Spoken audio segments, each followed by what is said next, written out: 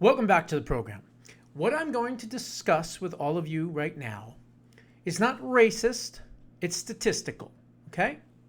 The bottom line is the key to all of America's problems, literally all, from crime statistics to out of wedlock babies to single households to drug use and drug abuse to theft, crime, rape, larceny, murder. It doesn't matter what it is. It can all be solved with the Save America Act. It's very simple. It's that simple. If we pass the Save America Act, all of America's problems, for the most part, are gone. Just like that. You know why? It's very simple. Let me explain. Listen to this. So, the top 10, I guess, right?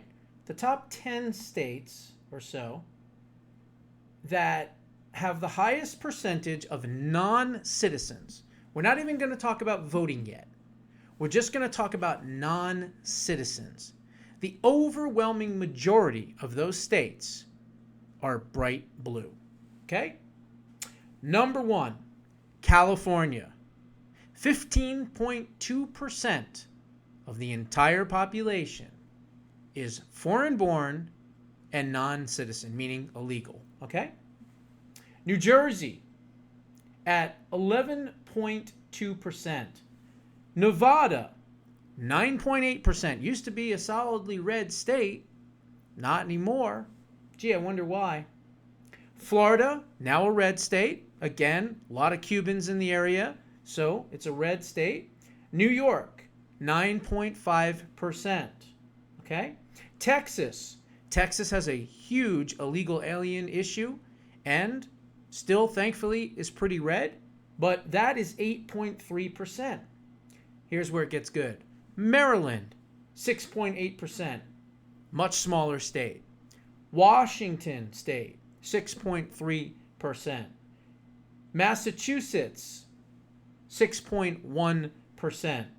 Illinois, 5.9%. Connecticut, 5.7%.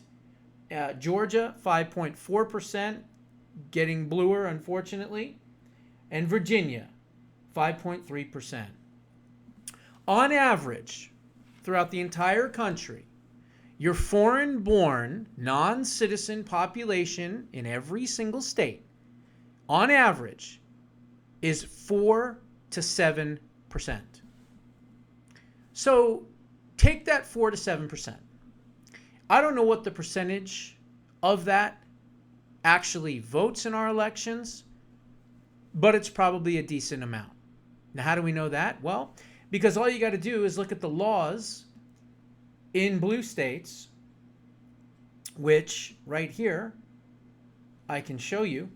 Maryland allows non-citizens, again, non-citizens, to vote in elections. Vermont, in most areas, allows non-citizens to vote in elections. Massachusetts allows non-citizens to vote in elections. California, of course, California. Otherwise, Pratt and Hilton would have been called already. But of course, they allow non-citizens to vote in their election. And yes, of course, New York allows non-citizens to vote in their elections. Illinois allows non-citizens to vote in their elections. Now, if they say, quote unquote, say that non-citizens don't vote in our elections, really? Well, then why did I just list 6 or 7 states, all blue, by the way, right? Every one of them? Yep, all blue, by the way, that have laws that allow non-citizens, you know, the ones that never vote in our elections, to, I don't know, vote in our elections. Do you understand what I'm saying? What I'm saying is, if we pass the Save America Act, number 1, you need voter ID to vote. Number 2, you've got to prove your citizenship. And number 3, if we can get to it and redo the census and not count foreign-born illegal immigrants anymore, welcome to a new America. It's just that simple. And that's why these assholes in Washington, D.C. don't want to pass the Save America Act. Because the Democrats are gone if that happens. Because as soon as it becomes a requirement that you, A, can't vote in elections if you're an illegal alien, B, you're going to be counted not as an illegal alien anymore in the census, and, of course, voter ID. I'm telling you, our problems as a country can be solved if we pass this thing. It is so frustrating and so sickening to know that we are in power now, right now. But we have these dickless pieces of shit like John Thune and the rest of these asshole Republican rhino scumbags that don't even understand the magnitude of what their political power can be and achieve. All they have to do is use common sense and do something that 80 to 85% want, which is voter ID and no illegal aliens voting in our elections. Our problems are solved. You're not going to have Democrats in power. Democrats are a magnet for fraud. Democrats are a magnet for crime. Democrats are a magnet for drugs. Democrats are a magnet for corruption. And so as long as Democrats are in power, this country is in the shitter. It's as simple as that. You get rid of the mechanisms by law, not executive order, by law, that are keeping these assholes in power, and you solve the crime problems, the unwed mother problems, the drug problems, the fraud problems, the all around crime problems. Do you get it now? This is why they don't want it to pass. Because the only way they can stay in power is with foreigners voting in our elections that are not legal citizens and bringing in people that are going to keep them in power. And that is the reason that they are fighting against common sense legislation like the Save America Act. It's just sickening. It is just sickening. Don't really know what else to say other than it has to pass somehow, some way. We talked a little bit about it a couple of weeks ago. It's actually already been a month or so. Hopefully President Trump is going to drop that executive order. And when he does call a national emergency on the elections, they can't be challenged by the courts. Remember that? Because it was already challenged by the President Reagan in 1981, and he brought it to the Supreme Court. Because what happened in 1976 was that the Congress decided that they were going to try to overstep the boundaries and abilities of the executive branch and basically tell the president, whoever it may be, Republican, Democrat, doesn't matter, that you don't have the power anymore to determine what is a national emergency or declare one. And of course, it stood for 4 years until Reagan won. And then in 1981, Reagan said, I don't think so. I'm not allowing Congress to dictate to the executive branch what I can do to protect the country. And so he challenged it and he won. Okay? He won. And what does that mean? It means that it went all the way up to the Supreme Court, which means that the judges can't step in and stop it. And President Trump was going to issue this executive order in mid-2025. He was all ready to do it. declare an emergency declaration, a national security emergency declaration on our elections based on non-citizens voting and the threat from illegal immigration. And his cabinet and the administration said, don't worry about it. No. We don't need an don't worry about it. We're going to get the Save America Act passed, and that'll take care of all of that. Still fucking waiting. President Trump has to do it. He absolutely has to do it.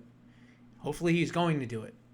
I don't have a crystal ball, but he has suggested that he's going to do it. If he wanted to do it in 2025, hoping that it was going to get done in 2026 before the midterms, but these ass clowns in the Senate stuck their foot up his ass, well, then I'm pretty sure he's going to do it at some time.